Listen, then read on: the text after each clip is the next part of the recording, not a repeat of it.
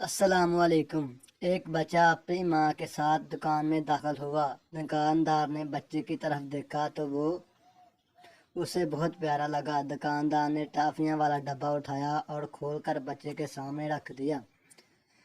بچے نے سوالیہ نظروں سے دکاندار کی طرف دیکھا تو دکاندار نے کہا، بیٹا آپ اس میں سے ٹافیاں لے لو۔ بچے نے انکار کر دیا۔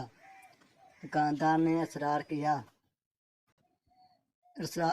کیا لیکن بچہ نہ مانا۔ دکاندار نے بچے کی ماں کی طرف دیکھا۔ ماں نے اپنے بیٹے کو ٹافیاں لینے کی اجازت دے دی اور ٹافیاں لینے کو کہا، لیکن بچے نے نفی میں سر ہلا دیا۔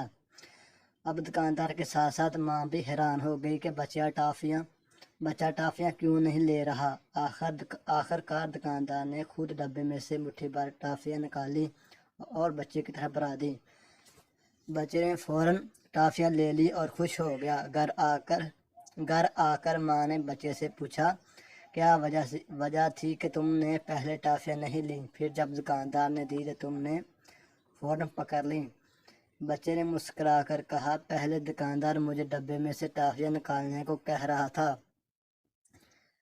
اور میرے ہاتھ چونکہ چھوٹے تھے تو میری مٹھی میں کم ٹافیاں آتی، لیکن جب دکاندار نے خود مٹھی بھری تو اس کا ہاتھ بڑا ہونے کی وجہ سے ٹافیاں زیادہ آئیں، تو اس لیے میں نے لے لی۔ ماں یہ سن کر مسکرا دی۔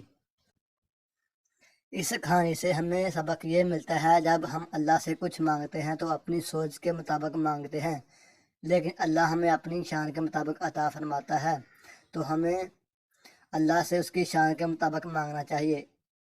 اس کے خزانے میں کوئی کمی نہیں آتی اور نہ ہی آنی ہے۔